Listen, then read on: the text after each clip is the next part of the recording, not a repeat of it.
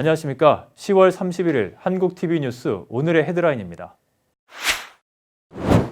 이번 주 들어 아침 저녁으로 제법 쌀쌀해지면서 한인타운 내 가정용품 업소들에도 난방용품을 찾는 고객들의 발길이 잦아졌습니다. 난방용품은 오랜 기간 사용한다는 점에서 기능과 안전성, 경제성 등을 꼼꼼하게 따져봐야 합니다.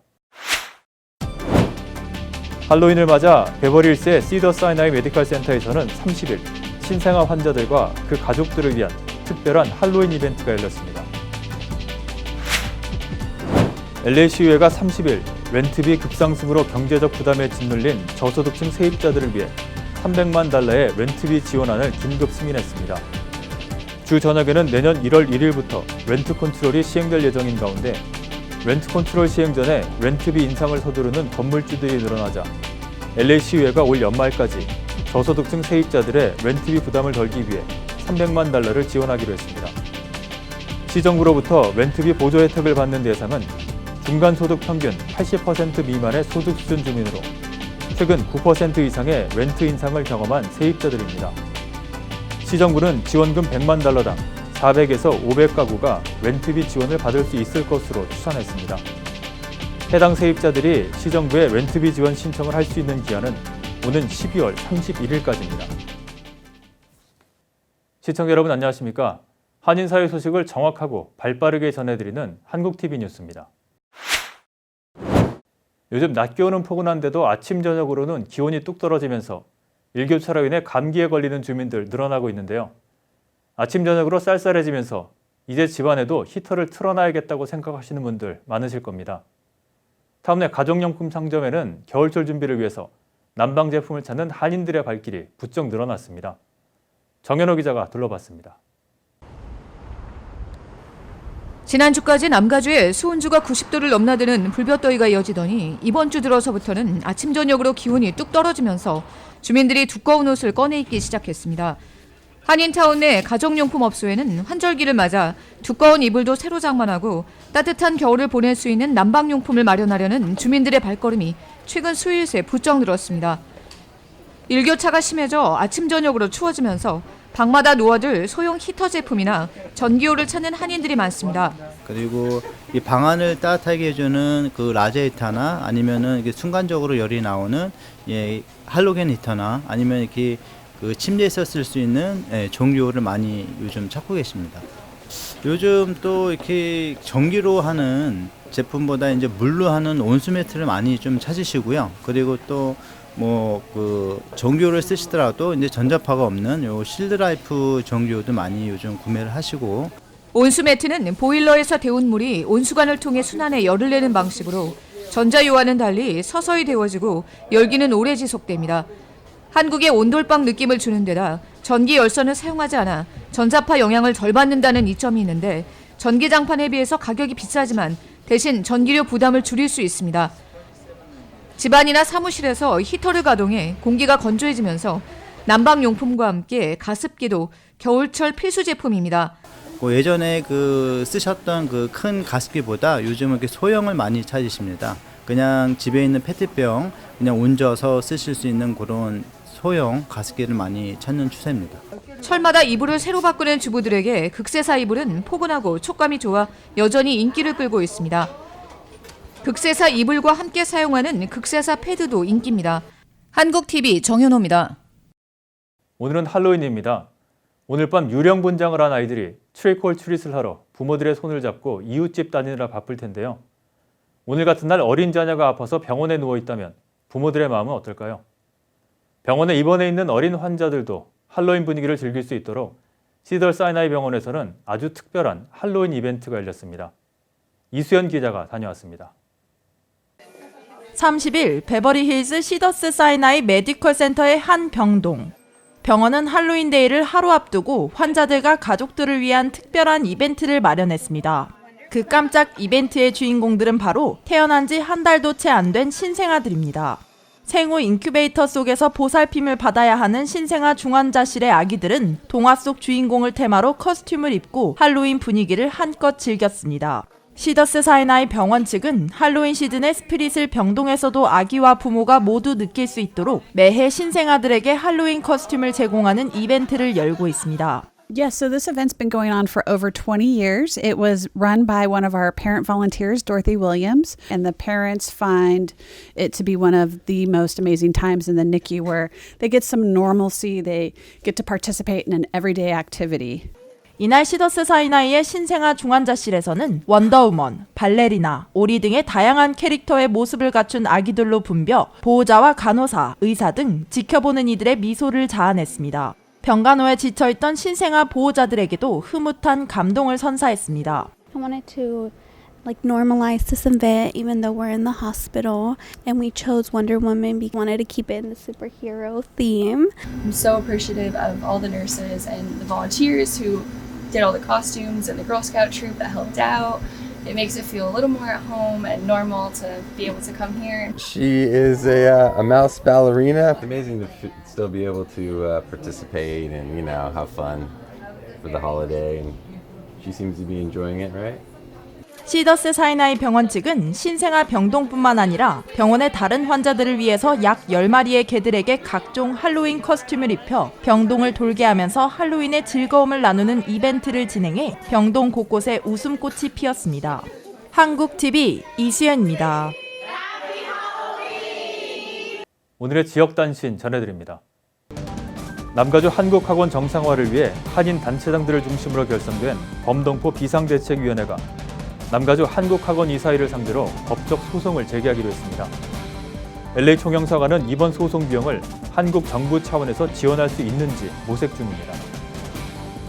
롱비치 주택가에서 29일 할로윈 파티 도중 총격 사건이 일어나 3명이 숨지고 9명이 다쳤습니다. 3명의 사망자는 성인 남성으로만 알려졌고 정확한 신원은 공개되지 않았습니다. 다음은 전국 각 지역 단신입니다. 뉴욕시가 2021년부터 5년간 총 250마일의 자전거 보호도로를 추가 설치합니다. 자전거 보호도로는 자동차 주행도로와 자전거 도로가 완전히 분리된 자전거 전용 도로로 자전거 탑승자를 교통사고로부터 보호하기 위해 고안됐습니다. 몽고메리 카운티 수뇌 법원에 한인 판사가 탄생했습니다. 메릴랜드 출신 김예준 판사는 2008년 메릴랜드 법대를 졸업하고 볼티모어 판사실에서 일했으며 이후 몽고메리 검사를 거쳐 지난 28일 몽고메리 카운티 법원에 치안 판사로 부임했습니다. 북가주 주민 수십만 명이 셀폰 서비스조차 없이 재앙적인 산불과 강제 단전을 겪고 있는 것으로 나타났습니다. 산불 대비로 실시된 PG&E의 강제 단전으로 통신 인프라가 다운돼 28일 하루 동안 북가주 45만 명 주민들의 셀폰과 텔레비전, 라디오, 인터넷 서비스가 끊긴 것으로 밝혀졌습니다. 서울의 최혜원 앵커가 한국 뉴스 전해드립니다.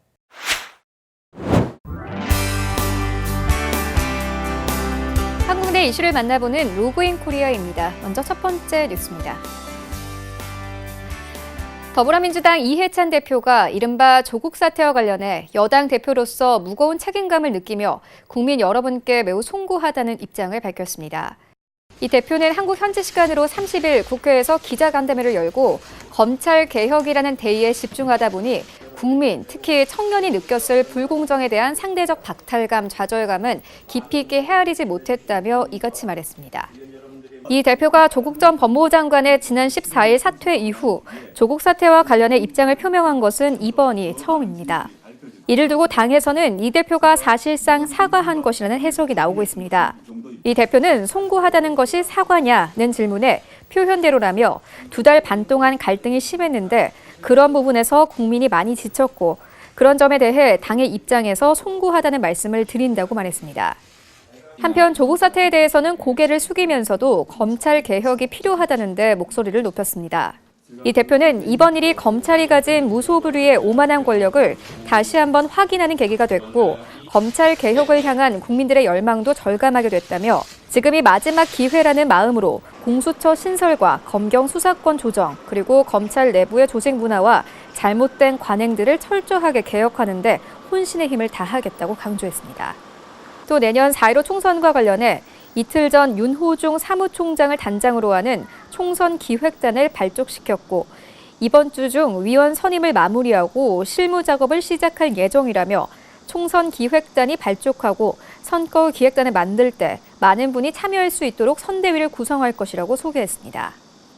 아울러 인재 영입과 관련해 곧 인재 영입위원회를 출범시킬 계획인데 민주당의 가치를 공유하는 참신한 인물을 영입해 준비된 정책과 인물로 승부하겠다고 밝혔습니다. 특히 이낙연 국무총리의 당 복귀 문제와 관련해 차기 대선 주자로 지명도가 높아 내년 총선에서 역할을 해주길 기대하는 당원이 있다며 그러나 이 총리 의향뿐 아니라 인사권자인 대통령의 뜻이 매우 중요하며 인사권자가 따로 있는 만큼 당이 더 말씀드리긴 적절치 않다고 말했습니다. 한국 청와대는 다음 달 칠레에서 열릴 예정이었던 에이펙 정상회의의 취소와 관련해 상황을 지켜보겠다는 입장을 한국 현지 시간 31일 밝혔습니다. 고민정 청와대 대변인은 기자들에게 취소 소식을 들었고 앞으로의 상황을 지켜봐야 할 것 같다는 내용을 문자로 전했습니다. 청와대는 지난 28일 문재인 대통령이 다음 달 13에서 19일 3박 7일간 일정으로 에이펙 정상회의 참석차 칠레 산티아고를 방문한 후 멕시코를 공식 방문한다고 발표했습니다. 하지만 최근 칠레에서는 지하철 요금 인상에 대한 불만이 사회 불평등에 대한 분노로 번지면서 지난 18일부터 대규모 시위가 열흘 넘게 이어졌습니다. 혼란을 틈탄 방화와 상점 약탈 등으로 현재까지 20명이 숨지고 7,000명이 연행됐습니다. 이에 세바스티안 피네라 칠레 대통령은 30일 기자회견에서 정부는 11월 에이펙 정상회의와 12월 UN 기후변화협약 당사국 총회를 개최하지 않기로 결정했다고 밝혔습니다. 에이펙 정상회의 취소에 따라 문 대통령의 이번 중남미 순방 일정은 차질이 불가피할 것으로 보입니다. 칠레 방문은 특별한 사정이 없는 한 무산될 전망입니다. 다만 13일에서 14일 멕시코 방문은 양국이 약속한 양자 정상외교로 취소가 쉽지 않다는 점에서 청와대가 이번 순방 일정을 어떻게 조정할지를 두고 여러 관측이 나오고 있습니다. 특히 도널드 트럼프 미국 대통령, 시진핑 중국 국가주석, 아베 신조 일본 총리, 블라디미르 푸틴 러시아 대통령 등 4강 정상을 포함해 20개국 정상이 참석할 예정이었습니다. 때문에 이번 에이펙 정상회의를 교착이 장기화하는 한반도 평화 프로세스의 불씨를 되살리는 계기로 삼겠다는 문 대통령의 계획도 일정 부분 차질을 빚을 것이라는 우려도 제기됩니다. 이에 대해 청와대는 특별한 입장을 내놓지 않고 있습니다. 더불어민주당은 한국 현지 시간 30일 문재인 대통령의 모친 강한옥 여사의 별세를 애도하며 이재정 대변인이 낸 논평 형식의 조의문을 놓고 네티즌 사이에서 반말 논란이 빚어지자 공식 해명에 나섰습니다. 민주당은 공지를 통해 당 공보국의 논평 전문 홈페이지 게재는 기자회견장에서 경어체로 브리핑한 후 업로드하는 과정에서 평어체로 전환해 게재해왔다고 설명했습니다. 이어 위안부 피해자 할머님, 이희호 여사님 등 많은 분을 안타까운 마음으로 보내드리던 당시에도 동일한 방식으로 게재해왔다며 존경과 애도의 깊이가 부족한 것이 아니라는 점을 이해해달라고 밝혔습니다. 이재정 대변인은 페이스북 글에서 어쩌다 6살 꼬마가 받은 전화에까지 쏟아내는 욕설들, 놀란 아이 옆에 나도 멘붕, 무너졌다고 전하며 논평 시 구두 경칭 후에도 홈페이지에는 평어체로 올리는 것이라고 한다. 오해 없길 바란다고 해명했습니다. 앞서 29일 이 대변인은 고인의 삶을 기리며 문 대통령과 가족께 깊은 위로의 뜻을 전한다는 내용의 논평을 냈으며 이후 홈페이지에 평어체 논평이 게재되자 일부 네티즌 사이에서 예의가 부족하다는 취지의 비판이 일었습니다. 한편 여야는 강한옥 여사의 별세를 애도하며 일제히 조의를 표했습니다.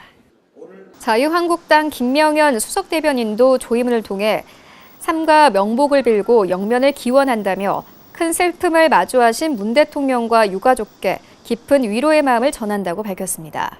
이 밖에도 바른미래당과 정의당, 민주평화당도 고인의 명복을 기리는 조의문을 발표했습니다. 네, 오늘 저희가 준비한 소식은 여기까지입니다. 캘리포니아 주간 날씨 전해드립니다.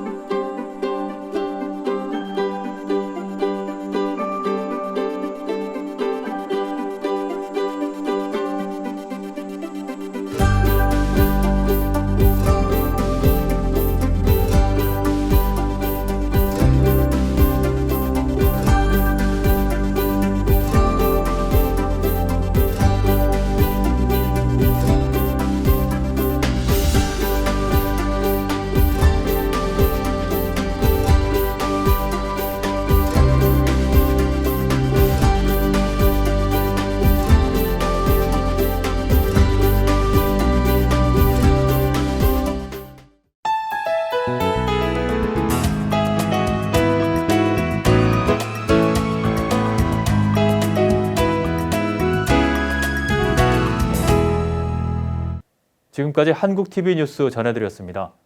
한인사회 곳곳의 뉴스를 신속하고 정확하게 전달할 수 있도록 최선을 다하겠습니다.